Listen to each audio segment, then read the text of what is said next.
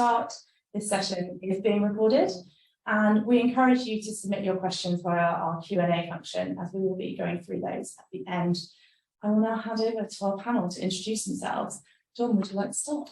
Oh, I was up to go first, thank you. Cheers, Fran. So, hi everyone, I'm Dom Kozak. I am Head of Programmatic at JCDecaux UK. For those of you who don't know, JCDecaux are the world's #1 out-of-home media company. I've had the privilege, really, to be working on programmatic digital out-of-home in the UK since inception, working with the biggest agencies, brands, clients, and DSPs. So I'll hand over to you then, Joel, introduce yourself. Thank you. Good morning. I'm Joel Livesey. I am Lead Senior Director of Partnerships for the Trade Desk. The Trade Desk is an omni-channel buying platform, or DSP, and we are heavily focused on out-of-home, having launched it 4 years ago. We're looking forward to what the future holds for the channel. Thank you both. All right, we'll start with a broad question to kick things off. What do you think is the value of a data-driven approach to digital out-of-home? We'll start with you, Joel. Cool, thank you. I think the most important part of a data-driven approach is, or one of the most important parts, I should say, is limiting wastage. It means that for a buyer, you're not buying the impressions that are not of use to you, not serving any purpose. And it also means that for a seller, you can optimize yield and you can sell each impression for the maximum value possible. So it benefits everyone. And obviously the flip side of limiting wastage for a buyer is that every impression you buy is of value, and the ability to optimize and to target and to get the most out of your campaign is massively enhanced. So you've got that ability to use kind of real-time optimization and become really reactive, and that can run from all the way to planning through to post-campaign measurement and analysis, and then create a really virtuous cycle. What do you think, Dom? Yeah, look, I mean, I think that's a really good summary. I mean, going kind of a bit more macro and coming out of step, I think, data has been part of out-of-home and is very much, the lifeblood of out-of-home, even from the traditional sense. To Joel's point about minimizing wastage, I think quite often in the traditional world, we would talk about that as being the most as targeted as possible. So kind of selecting those locations which suit your audience best.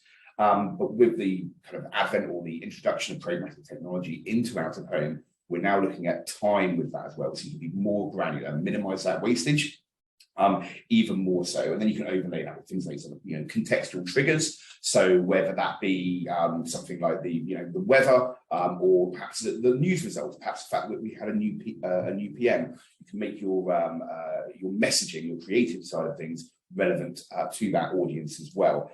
I think we as a media owner certainly work with a lot of data partnerships, and we see buyers work with lots of different data partnerships, or first party, third party, or even second party, which can really bring some value to that. So, for example, we would work with the likes of Experian for point of interest information. AdSquare is quite ubiquitous in this space, but then also some really kind of interesting kind of niche partnerships, which really, really add that value, like things like dunnhumby, who we partner with, to be able to provide that kind of rich second-party data, so you can actually kind of start to optimize your campaign based on real-world events like sales in stores at Tesco, which I think is a great benefit to the industry.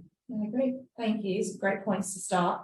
So digging into the detail a little bit more then, what would you say is the difference between a good data strategy and a bad data strategy? And can you illustrate that with some examples? I will come to you again, Joel. Cool. I think there isn't, strictly speaking, any bad strategy, but the only bad approach to digital out-of-home would be complete inflexibility, just going in with a pre-designated set of assumptions and sticking with them even if they don't work. We've seen some really amazing campaigns run by Aussie Shampoo, who did weather targeting, and they changed the creative based on the weather that was happening at that time in that location. And the creatives were tailored to suit what was happening, and they massively improved the kind of recall from users and the general performance of the campaign. And similarly, we saw a campaign for a hay fever medication, and that was targeted based on pollen count. But during the time of the campaign, the pollen count kind of fluctuations weren't what were expected. And so the advertiser changed their campaign. They had an always on baseline of the campaign, and then they would spike it when pollen count went up. Because it didn't, they changed the baseline, changed how they spiked it, changed what their thresholds were for what counts as a high pollen count, and they still managed to make that campaign a success and ultimately able to sell more hay fever medication to their users. And I think that's the most important thing, is just that flexibility, questioning your assumptions, and always testing and learning. That's kind of what programmatic gives you the ability to do. You have a huge ton of data, so you may as well use it. Yeah, completely. And you mentioned that those brands were able to measure the success of their campaign. Yeah. How did they do that in this instance? Well, there's different ways. So footfall studies that you can do to see when people are going into stores and buying your products. Obviously, you can actually see that users are just buying your products. Yeah. But we've also had other campaigns where they've been linked to other channels, and I know we'll come to talk about omni-channel later, but where the buyer is able to see when users are then going on the website or using the app or whatever it might be. They can track searches. There's a lot of direct links you can make, and a lot of just correlatory kind of econometric modeling and sort of looking at what's happening at the time you're serving ads and seeing the impact it's having there as well. Great, thank you. And what about you, Dom? Yeah, I mean, I agree with an awful lot of that, particularly the fact that there is no such thing as a good or bad data strategy, I would say. It really depends on the campaign KPI, right? So what are you actually trying to achieve? So for example, if you are running an acquisition campaign and you're looking to target people who have never engaged with the product before, then perhaps approaching a first-party retargeting strategy, perhaps that's not the way to go, for example. So it really is thinking about what you're actually trying to achieve with your campaign. Again, I think the kind of longer-term nature, or what's typically a longer-term nature of programmatic digital out-of-home, perhaps compared to traditional out-of-home campaign, does give you that ability to flex, to pivot, to optimize, and really to get the most value out of your medium investment for a brand or for an agency. And then we're also really starting to see a lot of buyers out there using data in a holistic way, right? So across channel. So they're using a single data set or multiple data sets, which can then be applied cross channel to really, again, make the most of that marketing mix. All that being said, that can sound quite complicated, but actually sometimes it is the simple, the simple solutions that work best. What you just described is a really nice example, of changing the baseline on a pollen activated campaign. But really, that's not that difficult. But the value that can then give back for the advertiser can be tremendous. Yeah, that's great. Thank you. You already mentioned a little bit about omni-channel, but that's what the next question is about. And it's, what role does data play in bringing digital out-of-home into the omni-channel stack? And what tools and methods can be used to plan digital out-of-home alongside other channels? We'll go to you, Dom. Great, I'll talk about that. I mean, one of the values of kind of, or one of the big benefits of using a DSP or a buying platform to bring out-of-home into the omni-channel stack is that you get that single view of the campaign. So that can then be used in lots of different ways. So, one of the big benefits of out-of-home as a channel is we don't move, right? So our screens are in a place, we know exactly where that is, we know exactly when the ad is playing out. And then any kind of geospatial data can be used to overlay the different channels around that.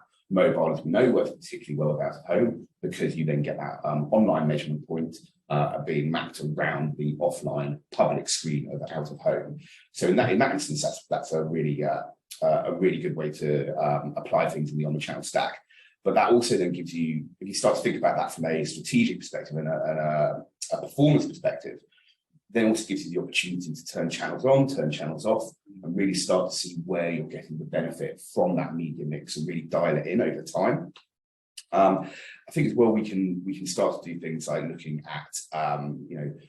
at audience segments, which, like I said, work cross channels, whether that be business decision makers, right? So take that as an example. That might be certain geospatial areas for out-of-home. If you think perhaps you're targeting the city, just to give a kind of loose example, but then you can also tie that in with the strategy of not just geospatial, but also then, right, where does that audience go elsewhere? Where do they go in their online journey?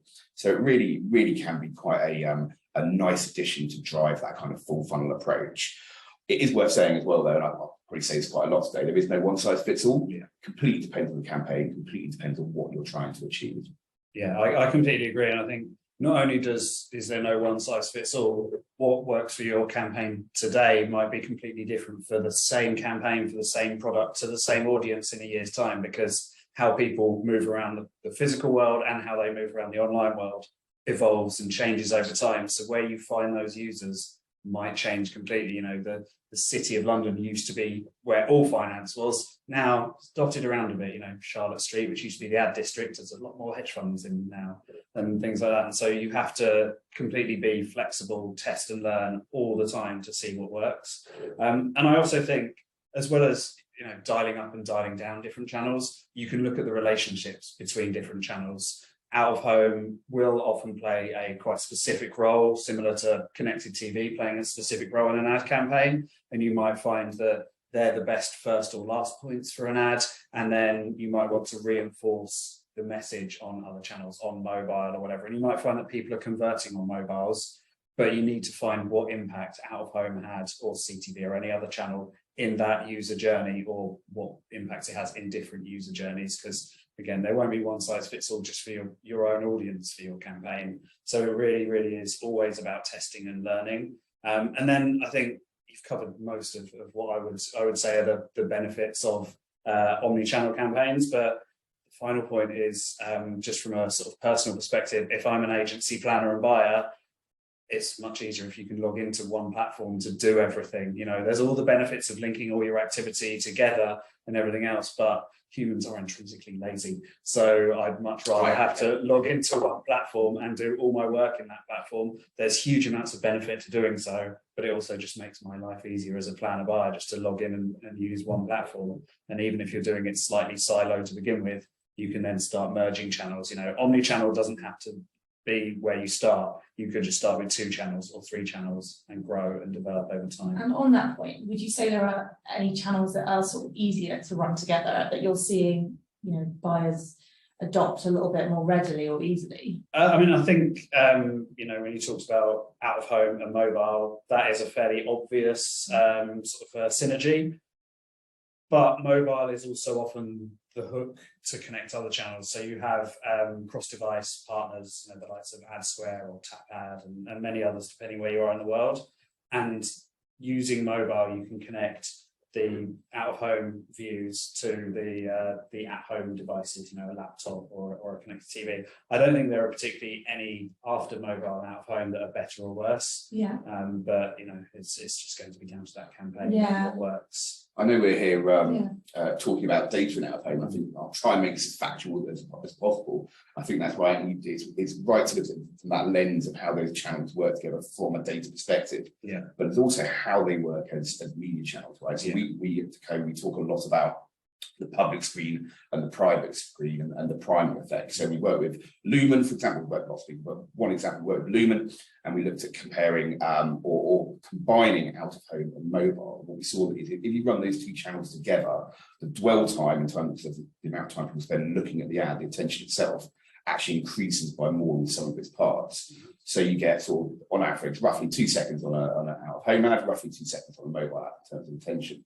But if you combine those together, the mobile ad increases by 50% to a total of 5 seconds. So really, really worth even thinking about how that diverse use of channels can improve the overall consumer experience. Yeah, absolutely. I think there was a Google study a year ago, maybe 2 years ago, and they found that store visits from related to campaigns that were omni-channel went up 80%, because people were just more aware of the product or the store they were going to, and orders went up nearly 5 times. And that is the benefit of omni-channel. You know, the budget doesn't have to increase, but having a greater range of channels within that budget will benefit the campaign and will benefit performance. Completely. Yeah, there's loads of compelling case studies and research out there that shows that effect.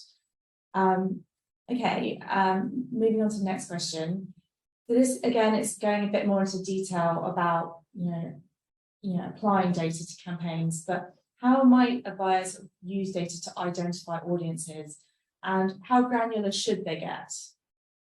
We'll start with you, Dom. Brilliant. I mean, just speaking from the out-of-home vendor side, right, from the publisher side, I've mentioned it before, one of the great benefits about digital out-of-home channel is our screens don't move, right? So we, in terms of granularity, we have the nth degree of granularity that's possible, which is we know exactly where the location is, we know exactly the time that the ad played, and all the other data can then be overlaid with that and compared with that.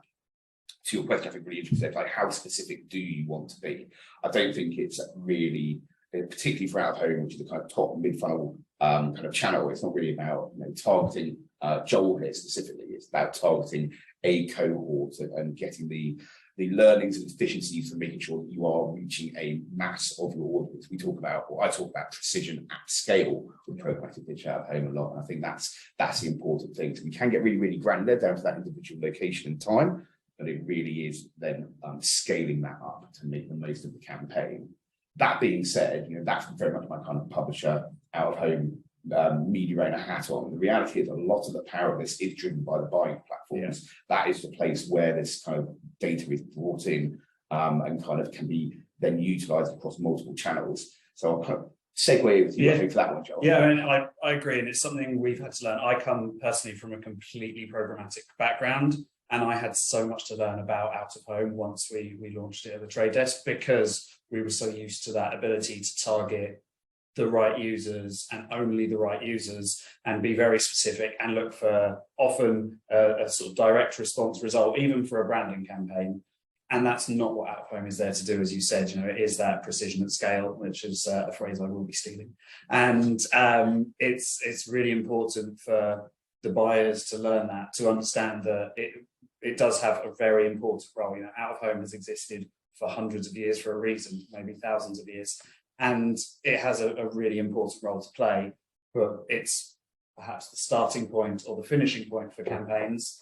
And you get the individual precision on other channels. You get the precision at scale from more traditional channels like out of home or perhaps CTV and audio, where it is a one-to-many medium. And we can do that because we can see through mobile device IDs which devices were in the vicinity of an out-of-home ad when it was served. So you can do the precision at scale first and then retarget the users on other channels with the individual precision later on. And out-of-home does have a huge impact on users. It's 10% more likely to be recalled than even CTV, which is famously a very, very beneficial channel to advertisers. So I think it's definitely something that every advertiser should have as part of the mix. I love that idea of layering channels, so using digital out of home start and then, finding, the more specific audience in, maybe your mobile or more individual channels like online. Would you go as far as say, because out of home is seen as having a finite pool of inventory, that if you're getting too granular, you might be missing some of the actual benefits of the channel?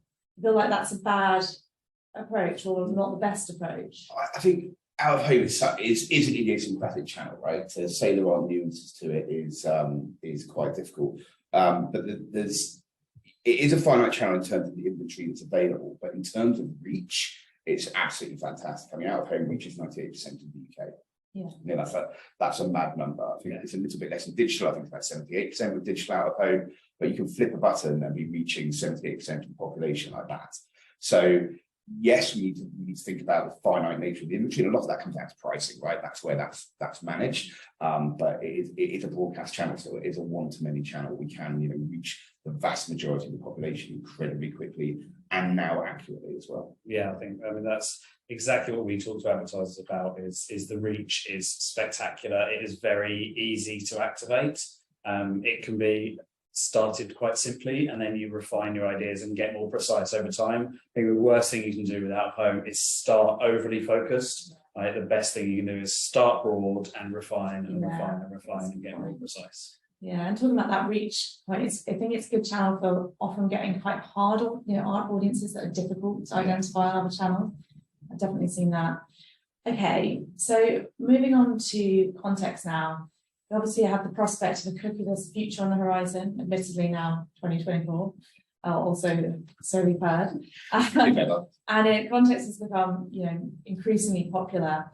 How important would you say context is in creative execution, and how can marketers use data to deliver more contextually relevant ads? We'll start with you, John. Context has always been important in the programmatic world for a number of years. All people talked about was audience. But that was never true, because if it was, they wouldn't have paid the high CPMs to be on like premium news brands or portals or connected TV channels.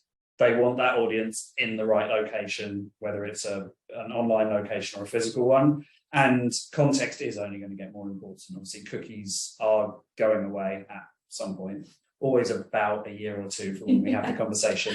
But they are going to go away. And that use of context is going to be more important over time. And we've seen this already. We've got a lot of advertisers who start off targeting a sort of broad area, for example, the City of London that we talked about earlier, and then they look at how the campaign works, perhaps omni-channel, working on other devices, and then refine it to where it works best. And they tailor their ads to the physical context of where they are. I talked about the weather targeting or pollen count. You could argue that's context, but also geographies. You can tailor the words within your ads now much better than you probably could before, and much more flexibly. You can tailor them to talk about football results or upcoming games, or something you referenced earlier was sales in a shop, and all of that sort of thing is going to be incredibly important as advertisers get much more heavily invested in digital out of home over the next year or so.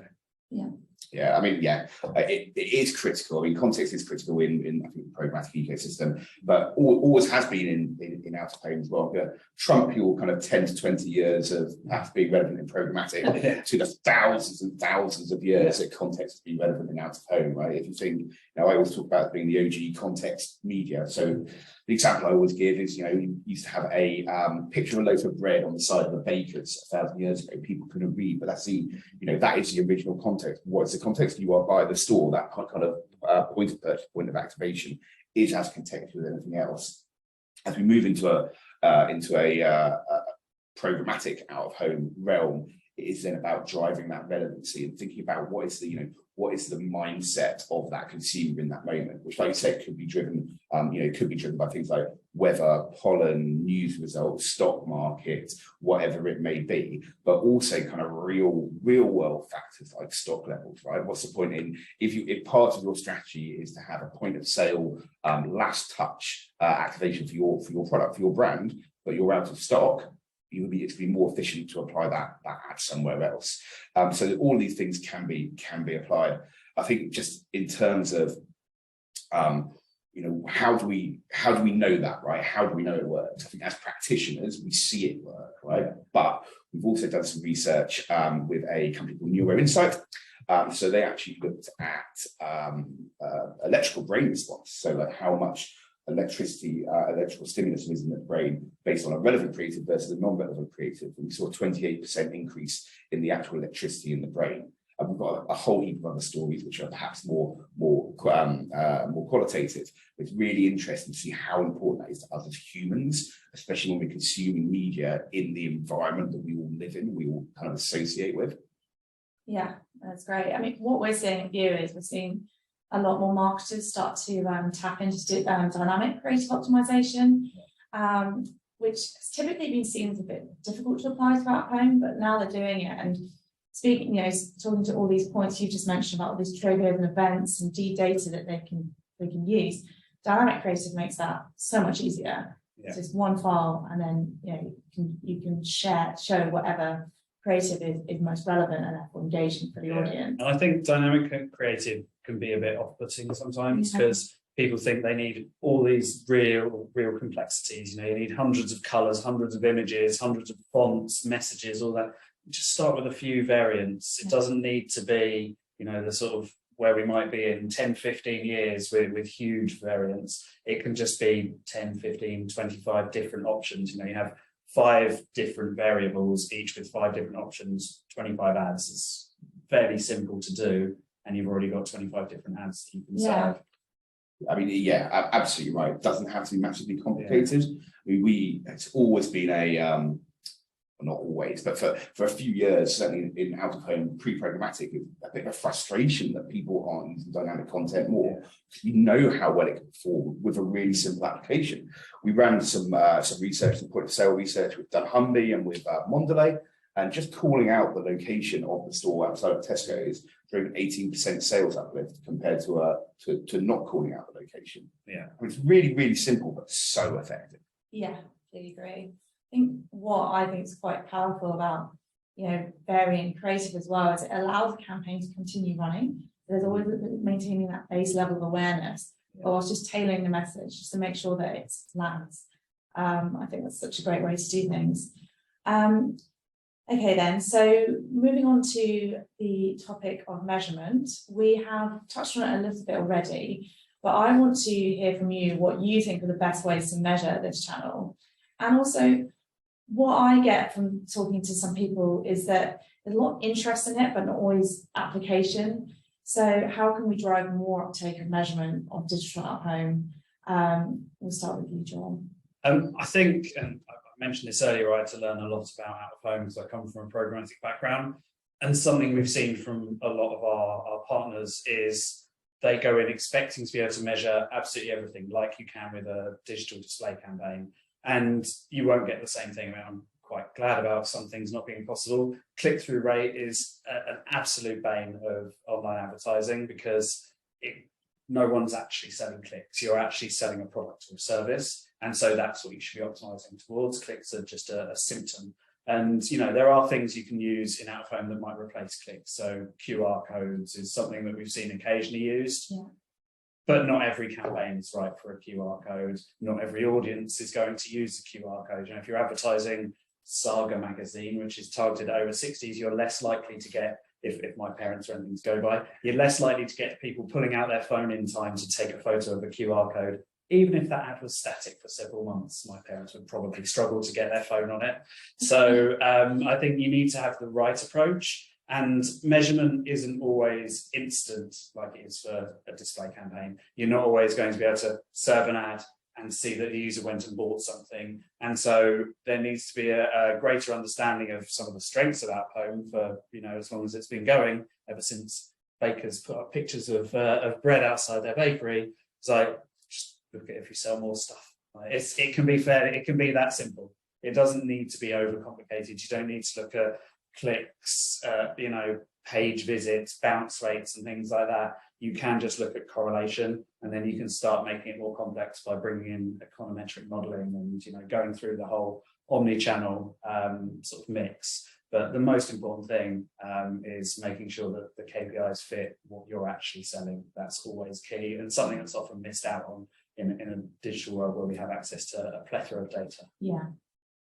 Yeah, I mean, I feel like I'm agreeing with you far too much. I will find some to disagree with before we end the day. I mean, I think in out of home, I think when we have to think about how far we've come and how we benchmark against other channels. So just at the baseline of out home from measurement, think about what are you measuring. So we have some really robust JICs, so joint industry currencies, for out of home. So Route, which is the largest passive GPS study of its kind. We've got AAM for airports, which is a global proposition. So in terms of just impressions, i.e. how many people have seen your ad, that's a great kind of measurement baseline, right? Everyone gets that everywhere, exactly when your ad played, and from model data, how many people were likely to see it. But then I think the kind of evolving from that will be the offline to online, and how is that applied? I'll be honest, that's not a nut that we've completely cracked. No.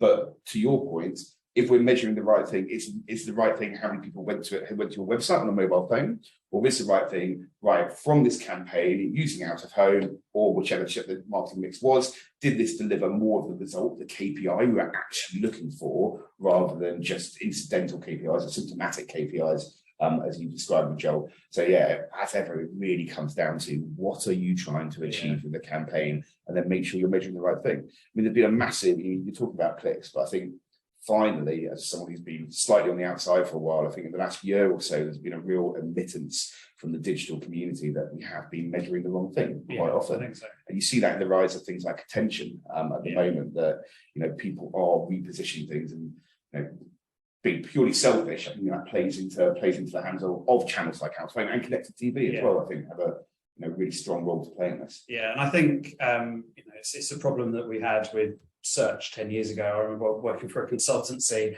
and we had an insurance company who said that branded search terms drove all their results. They were going to cut their spend on everything else. Well, no one just magically opened Google and typed in like insurance company one. Yeah. Something made them do that. And that's where we're in a position now to work out what that something is. Was it out of home? Was it out of home plus connected TV?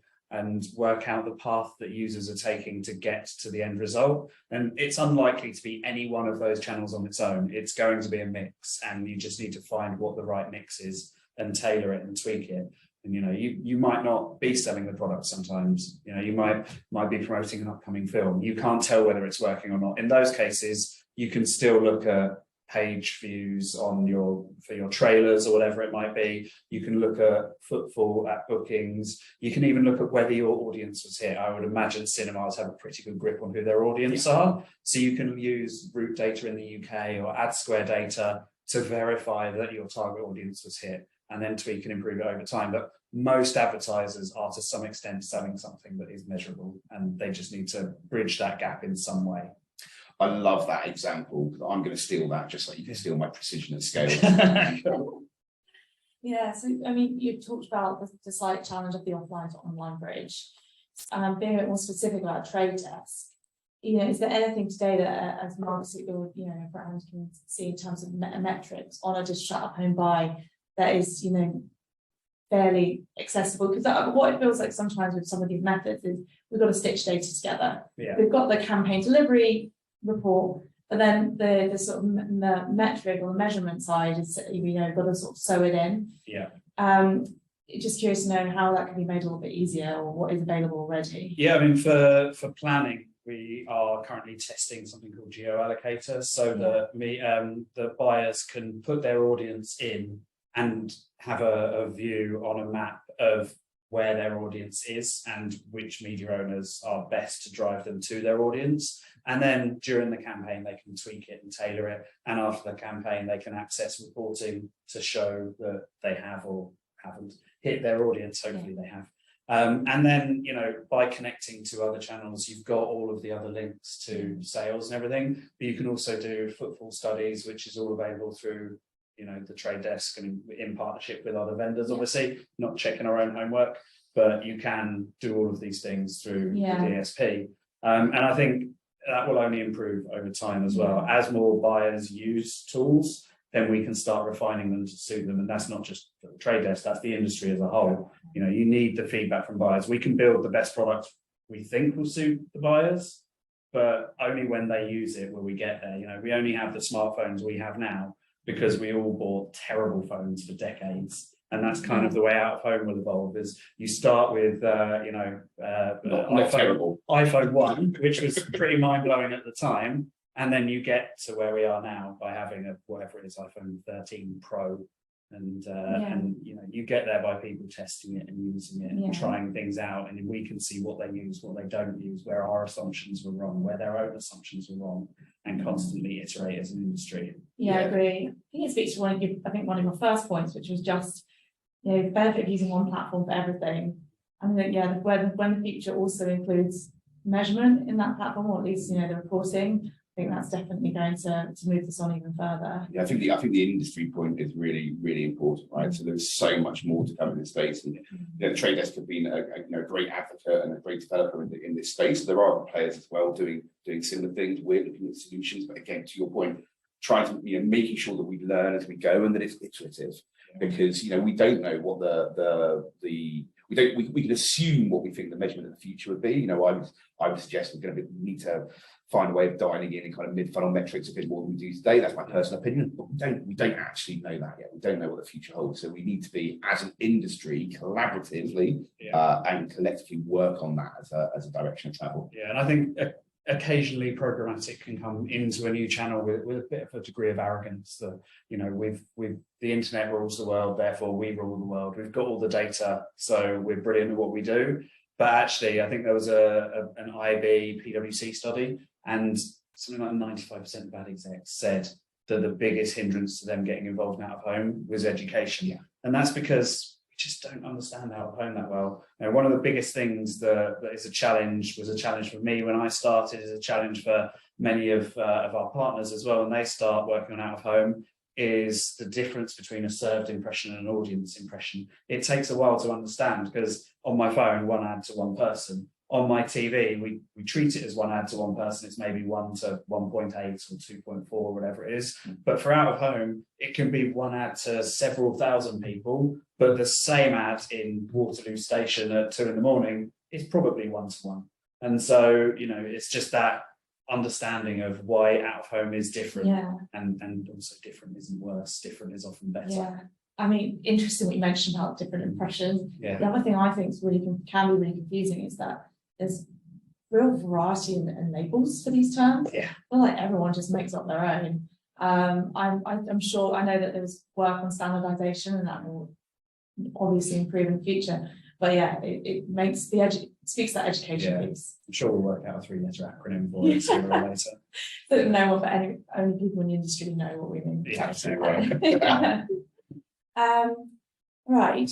So actually, I have one question for you, Dom, on DOOH and QR codes, and I know they can be an interesting topic. I want to hear the media owner perspective on those. Yeah, I mean, I find myself being asked about QR codes quite a lot at the moment.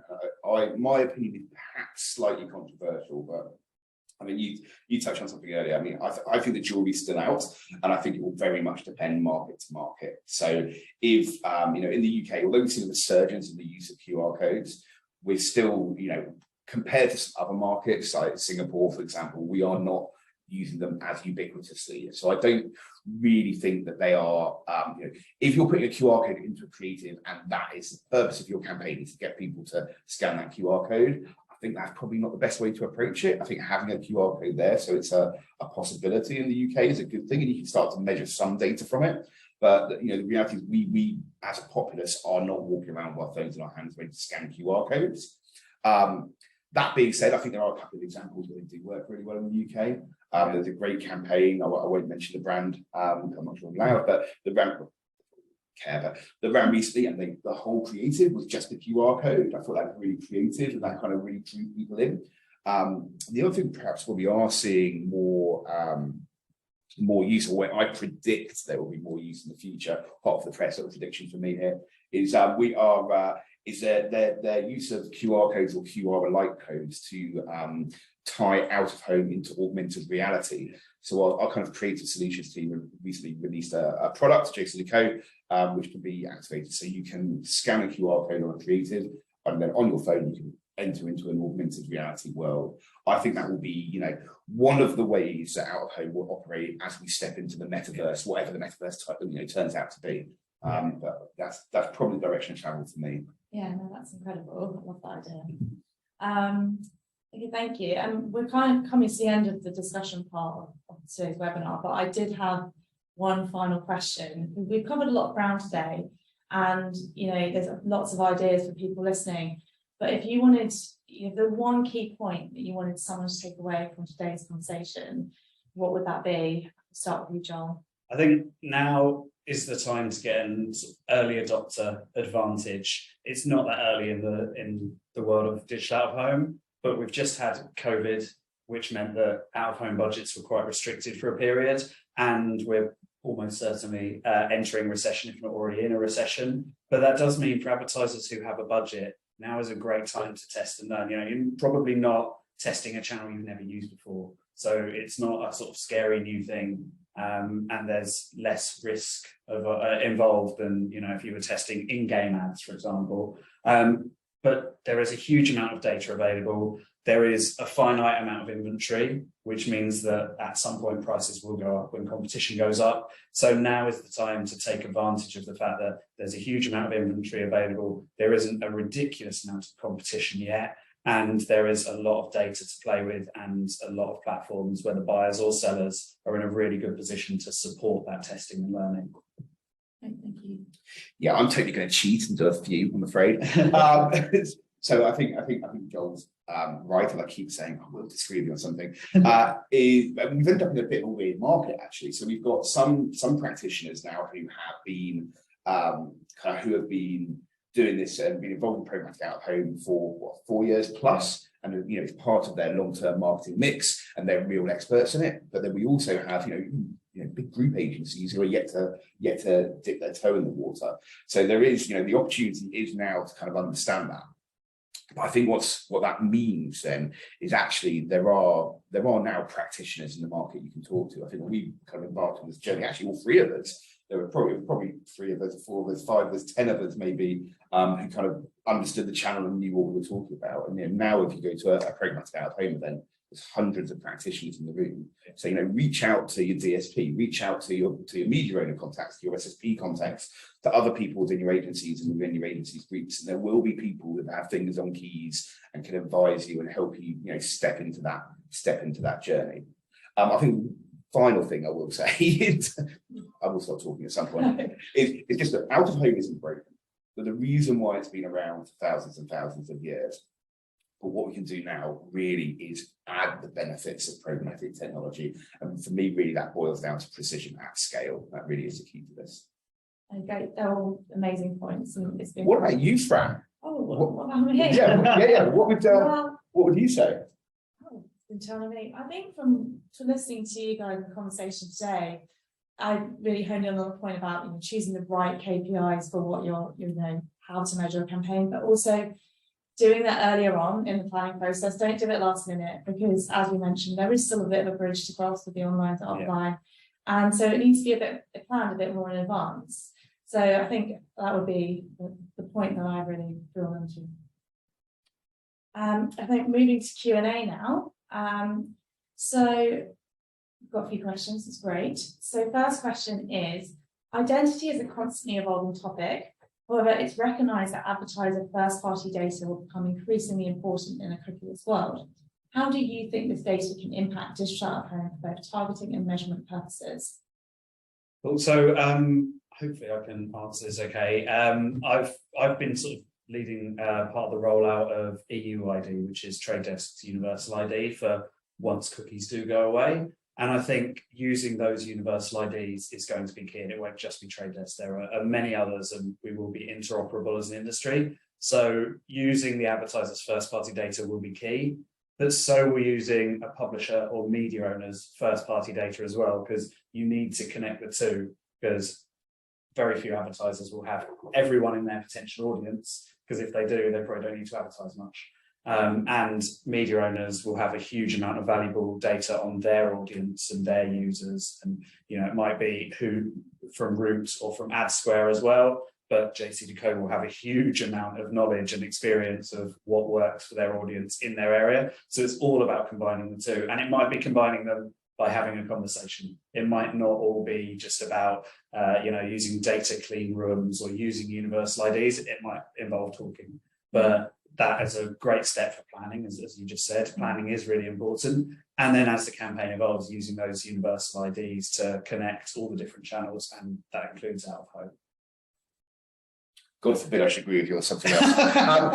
It was a great answer. It was a great answer. Look, but I'm going to choose something to disagree with you on slightly, because I don't want to have to talk to you in the future, Joel. Cool. I think the future will, or I think the conversation bit is absolutely right, but I think in the future that it will become more tech-based, right? That third-party data sharing will be, or interoperability is probably more accurate, will be critical to the future. We are not there yet, and the richness of that data will grow. The critical thing is we have to get this right, and we have to make sure it's privacy first. Yes, absolutely. And I think that is the direction of travel. I think that's how everyone are building their tech. So it's almost a bit of a rebuild, I think, for all parties, but really with that privacy first mindset. And it's like genuinely exciting and interesting to me to actually see how seriously the industry is taking it. Because I think at one point there was a bit of an attitude of GDPR, kind of whatever, but everyone I talk to now taking this really, really seriously. And we're going to end up with solutions and strategies that were a lot better than what we had. However, for everyone, for the consumer as well. Obviously, we're going to probably fall on our faces a couple of times on the way there too. Yeah, and I think out of home is pretty well placed to deal with a lot of GDPR concerns. Obviously, you don't need user consent to serve an ad out of home, but all the data behind the scenes does need that consent. Yes, absolutely. And that's where we have to be super cautious. And anything omni-channel that runs after an out-of-home impression will obviously need consent. And I think we'll probably end up with a tiered economy of data. So you'll have users who are individually identifiable, but we'll have users who've opted out of that. And that's where people like roots data and survey-based data and things like that, knowing your audience as a media owner does, is going to be absolutely key, because you might not be able to target individually, but you might know that broadly in this location at this time, the highest indexed audience is, business decision makers or whatever it might be. And I think that's a really interesting point, actually, when thinking about what the future might hold, is what is the value of that audience then? What is the value of that audience that you're not reaching elsewhere potentially? So there could be some really interesting trading metrics in this over time as well. But I'm going to stop geeking out about that for now. It's great, thank you. Next question. What does the panel believe is the biggest challenge to clients not using dynamic content when the benefits are so well researched? I think it's largely because they haven't used it yet. So it's quite hard to cross that bridge and go from not using it to using it, because it is quite an intimidating thing. And whilst everyone does want to test and learn, no one wants to test and learn by failing. They want to test and learn by getting a pretty good result and making it great. Or having an operational headache. Yeah, exactly. But I think very unlikely to get things wildly wrong in out of home. It's not like the early days of online advertising where you might serve an ad in a horrible environment. You won't do that in online advertising now, and you won't do that in out of home either. So I think the risks are pretty minimal for it going wrong, as it were. But it just takes a bit of testing, and just to start that testing is just a really hard thing to do. Yeah. I think I'm going to be a little bit more blunt about that. It's planning cycles. I think the reality is, in the agency world in particular, the agency landscape has been squeezed for various reasons in terms of resource. And we've seen planning cycles get tighter and tighter and tighter, particularly over the last few years. I think we're getting out of the other side of that now. But that is a reality that we have to face into. If it's the first time you're doing anything, you need to build in proper planning time. We've talked a lot today, and you highlighted it when I asked you a question back, Fran, is thinking about the KPIs and what you're trying to achieve with that campaign. Like anything, proper planning and proper KPI measurement and proper attention to detail on things like DCO will deliver the best results. All of that being said, I think one of the really interesting applications that we are seeing is kind of long-term activations, by which I mean 3 months to a year on programmatic out of home. And we are seeing people start with a kind of traditional single creative and then add DCO in as they start to test various elements. And I think that can be a good approach, that if you're an agency who is constrained by no fault of your own individual in planning cycles, that can be a good approach, is to, as you talked about, start broad and then add elements to the strategy, add things like dynamic creative as you go along. I think, as well as planning cycles, maybe the idea needs to come from the advertisers themselves, because an agency might not want to rock the boat, might not want to do that test and fail. They might want to, if the advertiser tells the agency that I want you to start trialing dynamic creative, they're more likely to do it. They've probably been thinking about it and pushing for it for a while. But if the advertiser tells them to do it, they're more likely to do so. Yeah, for sure. I think, there's also, I think there's something to be said for stepping stones towards dynamic content. You have to quite get to how to use the jazzy files to start with. You could start with just a few creative variants, each have their own line items in the DSP, and then just target them a little bit differently. Yeah. And then, maybe the client will be convinced. Yeah. All right. Third question. How do you look at tracking the return on investment through digital out of home? Does Dynamic QR work to track the returns / leads generated through digital out of home?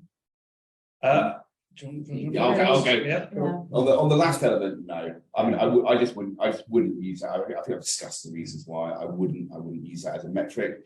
In terms of tracking ROI, there's a variety of ways of doing it, right? So A/B testing is not really easy. Can be really easy. So you run out of home in one area, you don't run it in another area. You can also turn it on and off in the DSP and see what the different outputs are from that. I'm trying to go quickly because we've got more questions.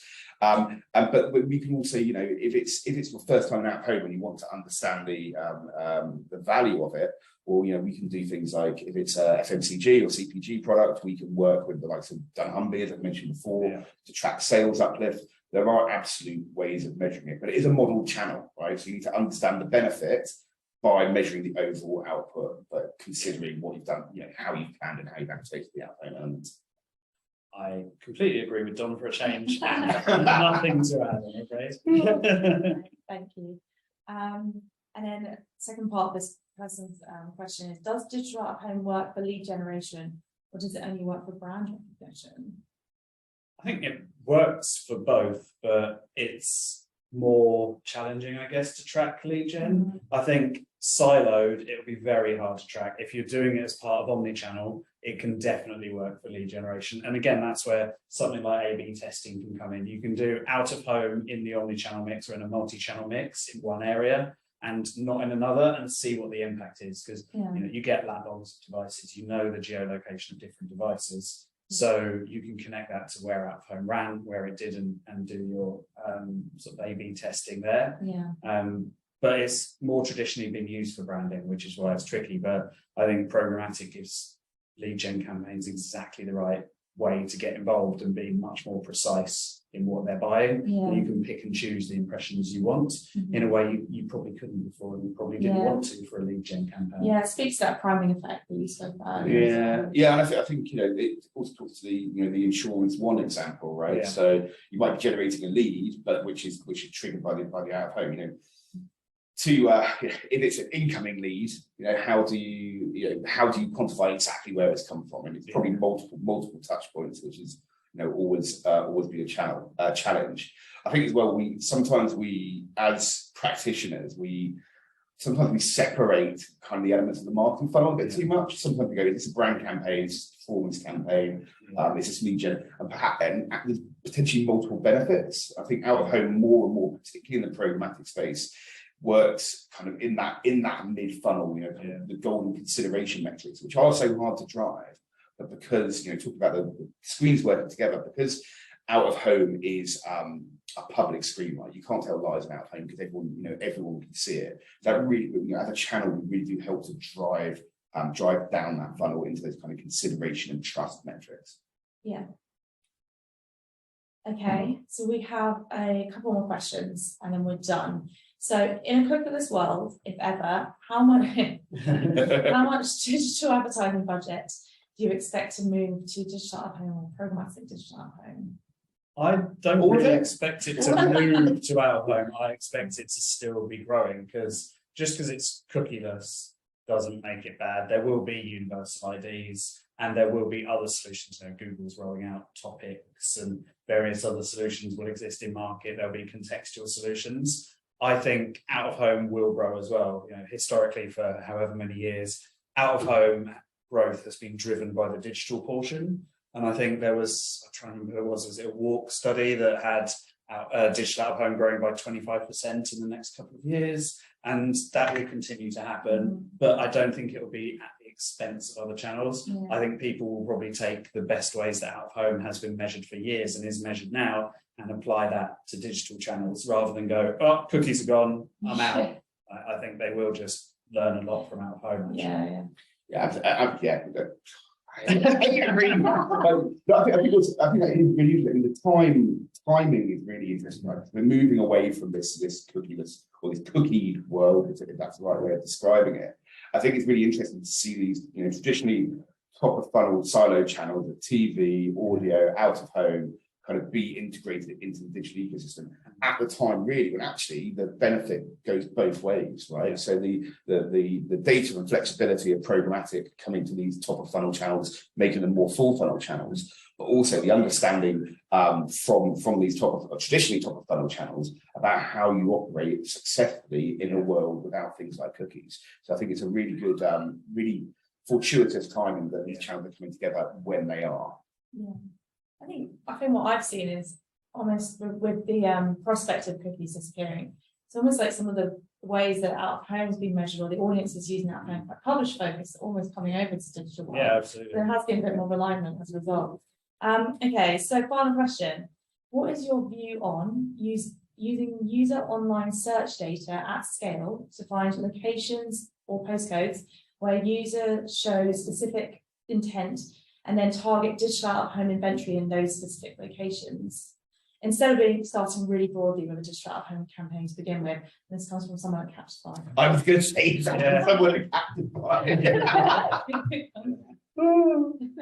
I don't really have any strong views on that. I think if it, you know, by all means, I would say have a portion of your budget or a campaign that tests that thesis, try it out, see if it works, but be flexible. You know, like I said right at the beginning, the best approach is don't go in with that as a concrete philosophy. Go in with that as something to test and learn for a week, a fortnight, a month, whatever it might be, and then compare it to the next month, starting broad and refining things, and see what works best, and constant test and learn. I mean, look, that's a brilliant reminder for me to go back to the team at Captify, because they are due an email from me. Yes, I think it's brilliant. I mean, but it's not the only brilliant thing out there. I think it's a wonderful strategy to apply. We haven't done it yet. I'm looking forward to finding the right partners to work a bit on. It'd be absolutely fantastic. We've done it with search terms in terms of time and date, but not location as well, which I think that's where the real richness comes. That will be, I am sure, one of the many tools in the marketer's arsenal as the channel evolves. But it will be one of many. I also think it's very interesting that what I didn't mention there was also the measurement side of that, and the impact on search from the out of home, and tying that circle up is probably part of where it starts to get really, really sexy and exciting for advertising geeks like me. Definitely. Well, that's it. That's a wrap. Thank you so much, both, for a fantastic conversation. Thank you. There's tons of tips that people will take away from this. Thanks everyone for joining.